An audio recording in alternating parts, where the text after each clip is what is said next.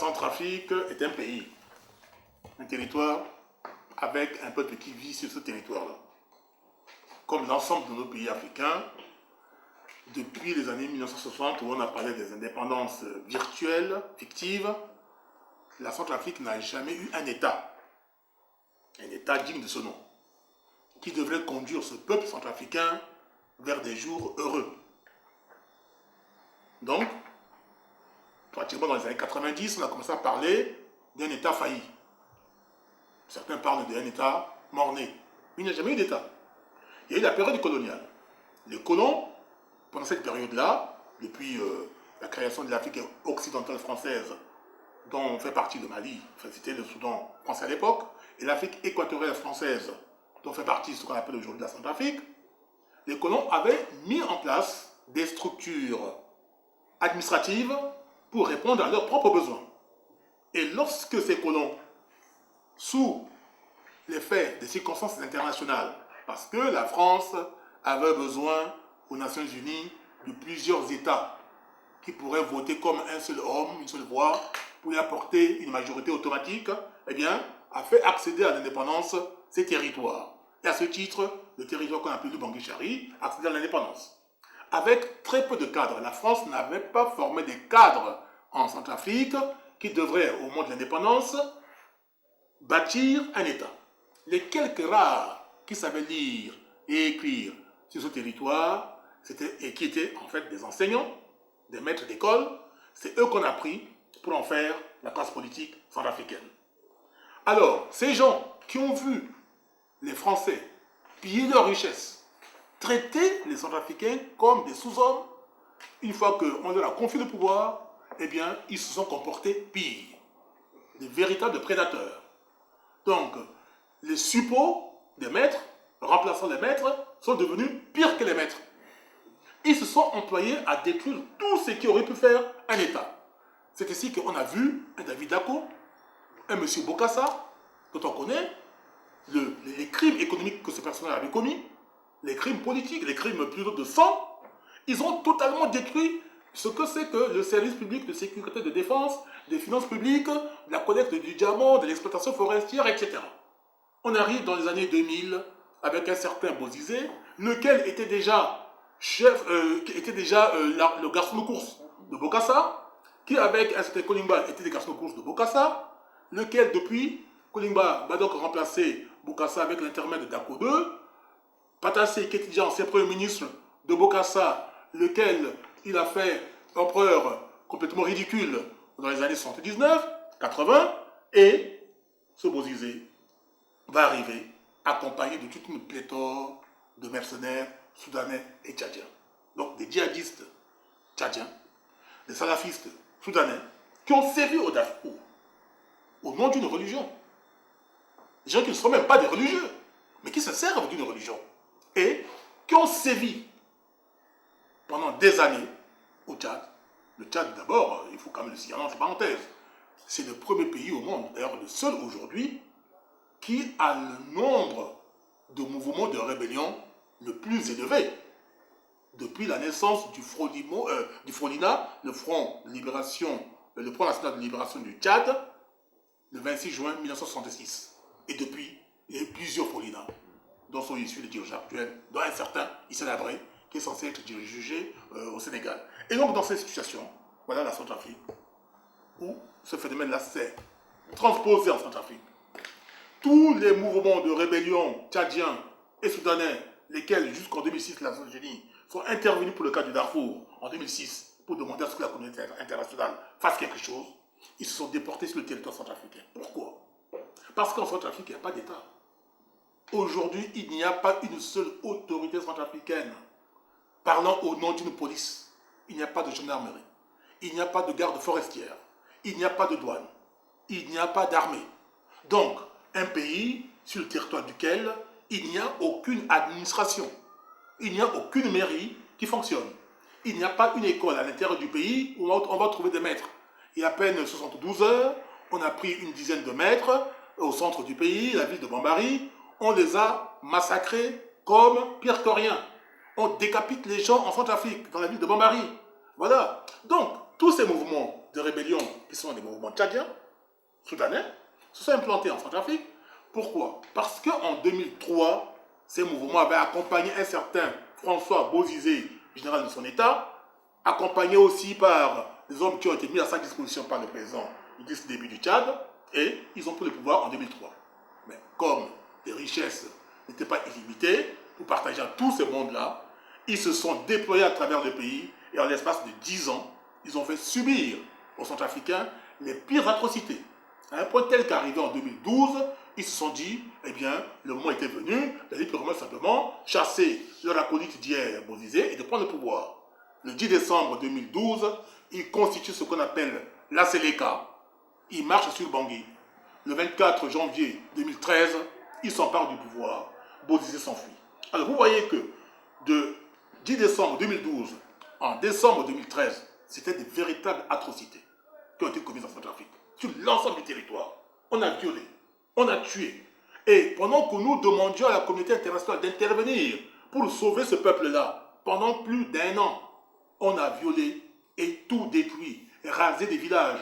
La Centrafrique aujourd'hui, il n'y a pas une seule région du pays dans laquelle il n'y a pas de village rasé.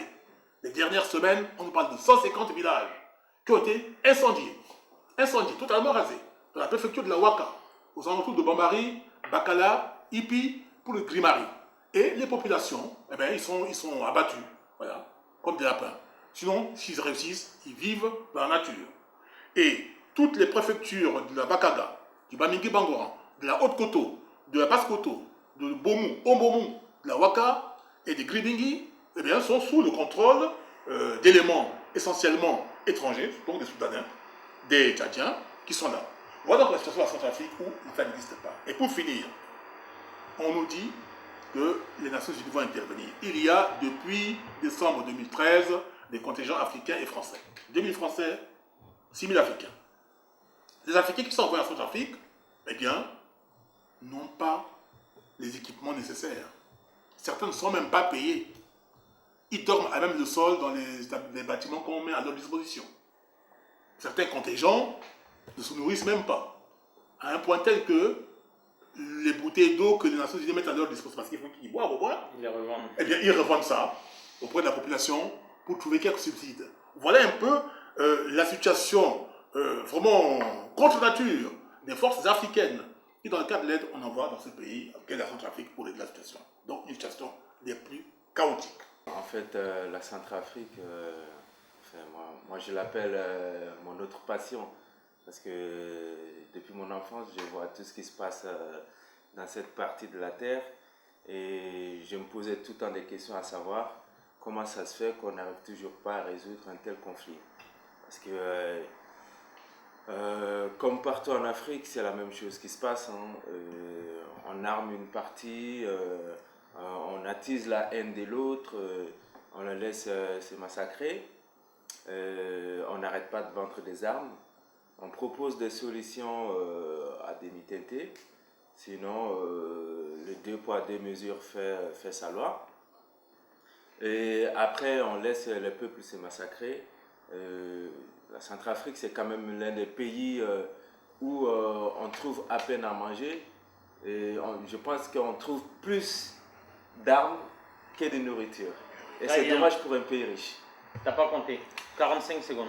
Oui, merci. Moi, je pense que le Centrafrique on ne peut pas dissocier le Centrafrique du Mali. Ce qui arrive au Centrafrique, c'est quand même dramatique. Moi, je le résume en cette phrase, c'est que quand ils ont tout utilisé, quand j'ai entendu dire les musulmans contre les chrétiens, j'ai dit maintenant, ils ont utilisé tous les voies et moyens. Maintenant, la dernière cartouche, c'est l'effet religieux. Ça fait écho à une émission qu'on a eu à faire entre nous. L'émission de la religion, l'utilisation de ce que les hommes peuvent faire de la religion. Je pense que, et en même temps, ça arrange quelques-uns aussi dans cette bande-là, qu'il n'y ait jamais de stabilité là-bas, qu'il n'y ait jamais d'État pour leur permettre de revenir en force, en protecteur et en sauveur. Si vous regardez un peu à côté, vous voyez de qui je veux parler. Il y a Opération Barkhane et autre chose. Très bien, Abdoulaye. C'est pas un hasard, c'est tout sauf un hasard. 45 secondes. Moi, ce que je peux dire, c'est désolant tout ce qui arrive en Afrique, comme les prédécesseurs venaient de dire. Et puis, je me réjouis de la présence du Patema ici. si nous traversons les mêmes problèmes. Donc je pense que si ensemble nous pouvons rapprocher d'autres diasporas africaines qui connaissent les mêmes problèmes, et puis pour qu'ensemble nous puissions aider nos frères qui souffrent, qui sont en souffrance là-bas. Et quelque part, je pense aussi que ce soit les forces françaises ou africaines qui sont là-bas, ils ne pourront rien faire comme interposition. Parce que tu ne sais même pas qui est qui déjà pour t'interposer. Ce n'est pas comme au Mali où tu peux identifier des camps. Donc, Au Mali, on n'identifie pas. donc faisons attention et puis donnons-nous la main. Toto Diarra, 45 secondes.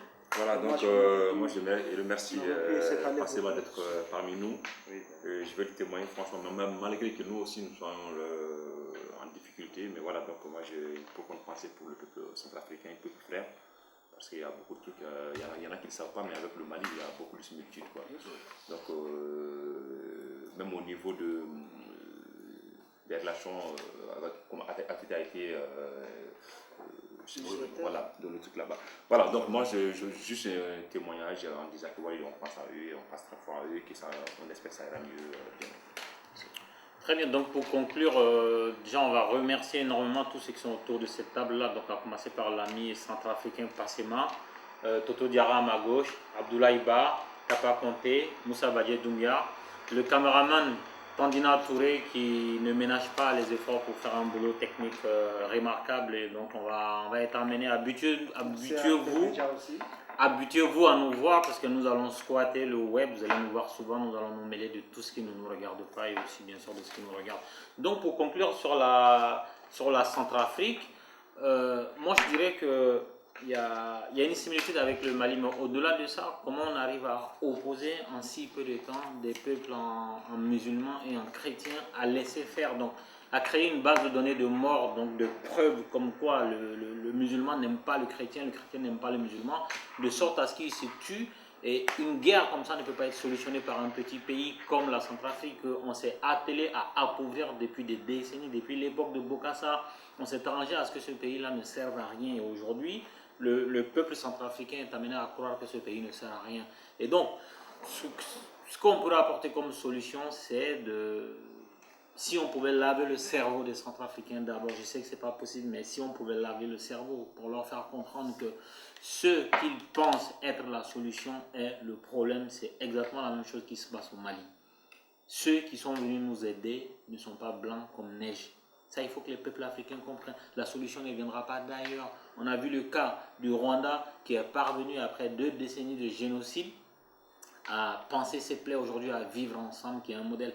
Moi, je pense que la Centrafrique, le Mali doivent regarder vers le Rwanda pour tirer les leçons de ce qui leur est arrivé. Parce que tout ce qu'on est en train de faire, c'est une perte de temps. Les Centrafricains sont condamnés à vivre avec des Centrafricains qui soient musulmans, athées, chrétiens. Enfin, ils sont condamnés à vivre ensemble. Donc, moi, j'exhorte les dirigeants centrafricains à faire une marche arrière. Ils vivent dans un super beau pays.